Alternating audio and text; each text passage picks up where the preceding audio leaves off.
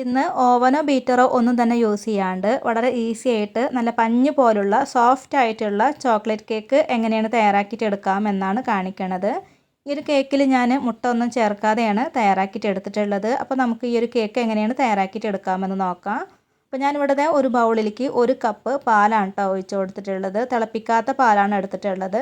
പിന്നെ പാലെടുക്കുമ്പോൾ തണുപ്പില്ലാത്ത പാൽ വേണം എടുക്കാനായിട്ട്. ഇനി ഇതിലേക്ക് 1/2 കപ്പ് സൺഫ്ലവർ ഓയിൽ കൂടെ ഒഴിച്ച് കൊടുക്കാം.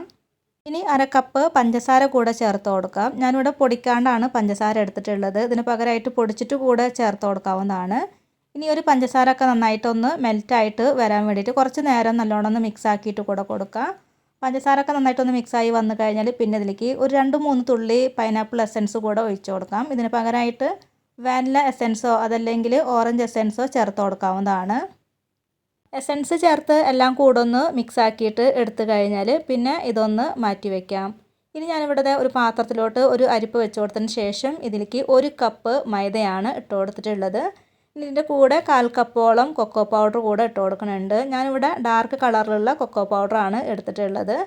ഇതിലേക്ക് 1/2 ടീസ്പൂൺ ബേക്കിംഗ് പൗഡറാണ് ഇട്ട് കൊടുത്തിട്ടുള്ളത്. പിന്നെ 1/4 ടീസ്പൂൺ അളവിൽ ബേക്കിംഗ് സോഡ കൂടെ ഇട്ട് കൊടുത്തിട്ടുണ്ട്. എന്നിട്ട് ഒരു നുള്ള് ഉപ്പ് കൂടെ ചേർത്ത് കൊടുത്തതിന് ശേഷം ഇതെല്ലാം കൂടെ ഒന്ന് മിക്സ് ആക്കിയിട്ട് കൂടെ കൊടുക്കാം കേട്ടോ. ഒരു പ്രാവശ്യം ഇതൊന്ന് അരിച്ചിട്ടെടുക്കാം. പിന്നെ വീഡിയോ കണ്ടുകൊണ്ടിരിക്കുന്ന ഏതെങ്കിലും കൂട്ടുകാർ നമ്മുടെ ഒരു ചാനൽ സബ്സ്ക്രൈബ് ചെയ്തിട്ടില്ലെങ്കിൽ ചാനൽ ഒന്ന് സബ്സ്ക്രൈബ് ചെയ്യുക. പിന്നെ എല്ലാവരും വീഡിയോ കണ്ടുകൊണ്ടിരിക്കുന്ന സമയത്ത് ഒന്ന് ലൈക്ക് ചെയ്യുക കേട്ടോ. പിന്നെ നിങ്ങളുടെ വിലയേറിയ അഭിപ്രായങ്ങളൊക്കെ ഉണ്ടെങ്കിൽ അത് കമൻ്റായിട്ട് അറിയിക്കാനും കൂടെ ഒന്ന് മറക്കരുതേ.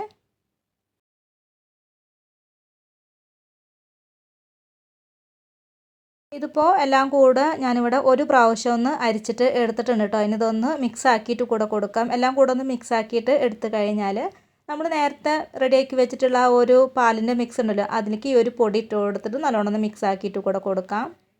നമ്മൾ റെഡിയാക്കി വെച്ചിട്ടുള്ള ഈ ഒരു പാലിൻ്റെ മിക്സിലേക്ക് ഈ ഒരു പൊടി ഞാനിവിടെ 2 പ്രാവശ്യമായിട്ടാണ് കേട്ടോ ഇട്ടിട്ട് ഇത് മിക്സ് ആക്കിയിട്ട് എടുക്കുന്നത്. മൊത്തത്തിൽ ഇട്ട് കൊടുക്കുകയാണെങ്കിൽ ഇതിങ്ങനെ ആകെ അങ്ങനെ കട്ട പിടിച്ച പോലെ ആവും കേട്ടോ. അപ്പോൾ 2 പ്രാവശ്യമൊക്കെ ആയിട്ട് ഇതൊന്ന് ഇട്ട് കൊടുത്തിട്ടൊന്ന് യോജിപ്പിച്ചിട്ട് എടുത്താൽ മതി. ഒട്ടും കട്ടകളൊന്നും കെട്ടാത്ത വിധത്തിൽ വേണം കേട്ടോ അത് നമ്മളൊന്ന് മിക്സ് ആക്കിയിട്ട് എടുക്കാനായിട്ട്. പിന്നെ ഓവനോ ബീറ്ററോ ഒന്നും ഉപയോഗിക്കാണ്ട് വളരെ ഈസി ആയിട്ട് തയ്യാറാക്കിയിട്ട് എടുക്കാൻ പറ്റുന്ന അടിപൊളി ടേസ്റ്റി ആയിട്ടുള്ള കേക്കാണ് കേട്ടോ നമ്മൾ തയ്യാറാക്കിക്കൊണ്ടിരിക്കുന്നത്. അപ്പോൾ ആദ്യമായിട്ടാണ് കേക്കൊക്കെ ഉണ്ടാക്കിയിട്ട് എടുക്കണവരാണെങ്കിൽ കൂടി ഈ ഒരു രീതിയിൽ ഉണ്ടാക്കിയിട്ട് എടുക്കുകയാണെങ്കിൽ നല്ല പെർഫെക്റ്റ് ആയിട്ട് കിട്ടും കേട്ടോ. പിന്നെ നിങ്ങൾ എടുക്കണ ബേക്കിംഗ് സോഡയും ബേക്കിംഗ് പൗഡറൊക്കെ ഉണ്ടല്ലോ അതൊക്കെ ഫ്രഷ് ആയിട്ടുള്ളത് തന്നെ എടുക്കണം. എന്നാലാണ് കേക്ക് നല്ല പെർഫെക്റ്റ് ആയിട്ട് കിട്ടുള്ളൂ. പിന്നെ ഞാനിവിടെ എടുത്തിട്ടുള്ള ഈ ഒരു ഇൻഗ്രീഡിയൻസിൻ്റെ അളവൊക്കെ ഉണ്ടല്ലോ അതൊക്കെ അതേപോലെ തന്നെ എടുക്കുകയാണെങ്കിൽ നിങ്ങൾക്കും നല്ല പെർഫെക്റ്റ് ആയിട്ടുള്ള കേക്ക് തയ്യാറാക്കിയിട്ടൊക്കെ എടുക്കാനൊക്കെ ആയിട്ട് പറ്റും കേട്ടോ. ഇതിപ്പോൾ നന്നായിട്ട് തന്നെ ഞാനിവിടെ മിക്സ് ആക്കിയിട്ട് എടുത്തിട്ടുണ്ട്. ഒട്ടും കട്ടകളൊന്നുമില്ല. ഇനി നമുക്ക് ഇതൊന്ന് ബേക്ക് ചെയ്തിട്ടെടുക്കാം. അപ്പോൾ കേക്ക് ബേക്ക് ചെയ്തിട്ടെടുക്കാനായിട്ട് ഞാനിവിടെ ഇതുപോലെ ചെറിയ പാത്രമാണ് കേട്ടോ എടുത്തിട്ടുള്ളത്. ഒരു 5 എണ്ണം എടുത്തിട്ടുണ്ട്. മസാല ഒക്കെ ഇട്ട് വെക്കണ പാത്രം ഉണ്ടല്ലോ അതിൻ്റെ ഉള്ളിൽ ആ ഒരു ചെറിയ ചെറിയ പാത്രങ്ങളാണ് ഞാനിവിടെ എടുത്തിട്ടുള്ളത്. ഇതിൻ്റെ ഉള്ളിൽ കുറച്ച് ഓയിലൊക്കെ ഒന്ന് ബ്രഷ് ചെയ്ത് കൊടുത്തതിന് ശേഷം ബട്ടർ പേപ്പറൊക്കെ കട്ട് ചെയ്തിട്ട് വെച്ച് കൊടുത്തിട്ടുണ്ട്. ഇനി ഇതിലേക്ക് 1/4 ഭാഗത്തോളം ഈ ഒരു ബാറ്റർ ഒഴിച്ച് കൊടുത്തതിന് ശേഷം നമുക്കിതൊന്ന് ബേക്ക് ചെയ്തിട്ടെടുക്കാം. ഈ ഒരു കേക്ക് നല്ലോണം പൊങ്ങി വരും കേട്ടോ. അപ്പോൾ അത് കാരണമാണ് 1/4 ഭാഗത്തോളം ബാറ്റർ ഇതിലേക്ക് ഒഴിച്ച് കൊടുത്താലും മതി എന്ന് പറഞ്ഞത്. നിറച്ച് നമ്മൾ ഒഴിച്ച് കൊടുത്തിട്ടുണ്ടെങ്കിൽ കേക്ക് ബേക്ക് ചെയ്യാൻ വെക്കുന്ന പാത്രം ഉണ്ടല്ലോ അതിലൊക്കെ അങ്ങനെ ആവും കേട്ടോ. അപ്പോൾ അത് കാരണമാണ് 1/4 ഭാഗം ഒഴിച്ച് കൊടുക്കാനായിട്ട് പറയണത്. ഇനി ഇതൊന്ന് ടാപ്പ് ചെയ്തിട്ട് കൂടെ കൊടുക്കാം. അതിലത്തെ ഒരു എയർ ബബിൾസൊക്കെ ഒന്ന് പോകാനായിട്ടാണ്. ഇനി നമുക്കിത് ബേക്ക് ചെയ്യാനൊക്കെ ആയിട്ടുള്ള പാത്രം ഒന്ന് ചൂടാക്കിയിട്ട് എടുക്കാം. അപ്പോൾ ഞാൻ എപ്പോഴും കേക്ക് ബേക്ക് ചെയ്യണ പാത്രമാണ് കേട്ടോ എടുത്തിട്ടുള്ളത്. അപ്പോൾ അതാണ് ഇതിങ്ങനെ കറുത്ത കളറിലിരിക്കണത്. അതിൻ്റെ ഉള്ളിൽ ഒരു സ്റ്റാൻഡ് കൂടെ വെച്ച് കൊടുത്തിട്ടുണ്ട്. ഒരു 5 മിനിറ്റോളം നന്നായിട്ട് ചൂടാക്കി എടുത്തിട്ടുള്ള പാത്രത്തിലോട്ട് വേണം ഈ ഒരു ബാറ്റർ നമ്മൾ ഇറക്കി വെച്ച് കൊടുക്കാനായിട്ട്. ഇനി ഇത് അടച്ചു വെച്ചതിന് ശേഷം ഒരു 25 to 30 മിനിറ്റോളം ഇതൊന്ന് ബേക്ക് ചെയ്തിട്ട് എടുക്കാം കേട്ടോ. എനിക്കിത് 25 മിനിറ്റ് കൊണ്ട് തന്നെ ബേക്കായിട്ട് കിട്ടിയിട്ടുണ്ടായിരുന്നു. അപ്പോൾ നിങ്ങൾക്ക് 25 മിനിറ്റ് കൊണ്ട് ബേക്കായി കിട്ടിയില്ലെങ്കിൽ കുറച്ച് നേരം കൂടെ ഒന്ന് അടച്ചു വെച്ചിട്ട് ഇതൊന്ന് വേവിച്ചിട്ട് എടുത്താലും മതി കേട്ടോ. ഒന്ന് ബേക്ക് ചെയ്തിട്ട് എടുത്താലും മതി. ഇപ്പോൾ നമ്മുടെ കേക്ക് ഇവിടെ കറക്റ്റായിട്ട് തന്നെ വെന്തിട്ടൊക്കെ വന്നിട്ടുണ്ട്. ഇനി ഇത് ചൂടാറിയതിന് ശേഷം ഒന്ന് ഡീമോൾഡ് ചെയ്തെടുക്കുക.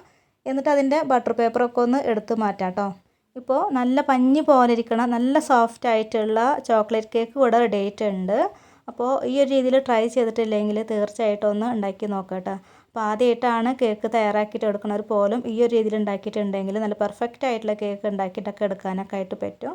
അപ്പോൾ തീർച്ചയായിട്ടും ട്രൈ ചെയ്ത് നോക്കുക. എന്നിട്ട് അഭിപ്രായങ്ങളൊക്കെ അറിയിക്കുക. ഇന്നത്തെ വീഡിയോ എല്ലാവർക്കും ഇഷ്ടമായിട്ടുണ്ടെന്ന് കരുതുന്നു. അപ്പോൾ എല്ലാവരും ഒന്ന് ലൈക്ക് ചെയ്യുക, ഷെയർ ചെയ്യുക, കമൻറ്റ് ചെയ്യുക.